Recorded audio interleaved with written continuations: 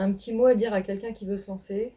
Bienvenue et force et ténacité. Je m'appelle l'Elfe Mécanique, je suis costumière, designer. Je crée des costumes depuis très très longtemps. Par contre, je suis devenue professionnelle il y a à peu près 8-9 ans. En matière de formation, qui n'a rien à voir avec le costume, j'ai un master de droit et un master de marketing. J'ai toujours fait de la couture, j'ai toujours été créative et un jour j'en ai eu marre de mon travail et j'ai dit c'est pas ça que je veux faire en fait. Ce qui m'intéresse, c'est de la création, c'est de faire du costume. Notre atelier est au Pôle Pixel à Villeurbanne, qui regroupe les entreprises cinéma, multimédia, spectacle vivant. Nous sommes du côté du pôle des techniciens et c'était important pour nous d'être au milieu de tout ce qui était métier technique. On est les premiers costumiers sur le Pôle Pixel et Lyon, c'est une ville dans laquelle je suis arrivée il y a une trentaine d'années. C'est la ville des inventeurs du cinéma, c'est la ville où il se passe beaucoup de choses, beaucoup de spectacles. Donc on s'est même pas posé la question, en fait c'était Lyon, voilà. Lyon c'est Lyon.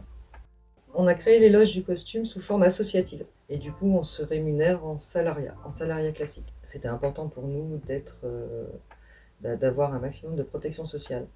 Ça coûte plus cher parce qu'il y a les charges sociales, etc. Mais ça nous permet, nous, d'avoir des salaires décents ou pas décents, mais d'avoir des salaires.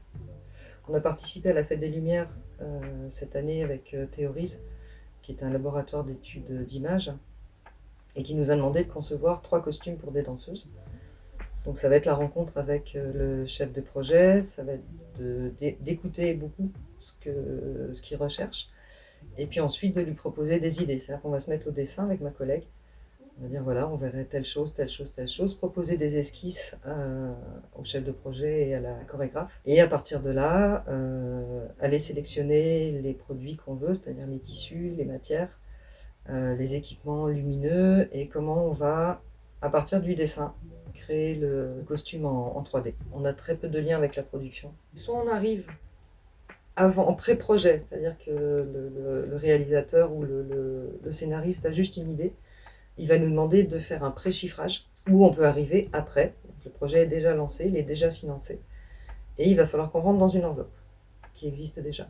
Un réalisateur, s'il veut travailler sur du costume actuel, s'il veut travailler sur de la création, fantasy, ou s'il veut travailler sur de l'historique. Il y a 2 possibilités. On a, nous, un petit stock qui fait à peu près 600-700 pièces. Donc qui ponctuellement peut servir pour des tournages. On travaille beaucoup en collaboration avec d'autres costumiers sur Lyon qui font de la location, qui ont des stocks importants.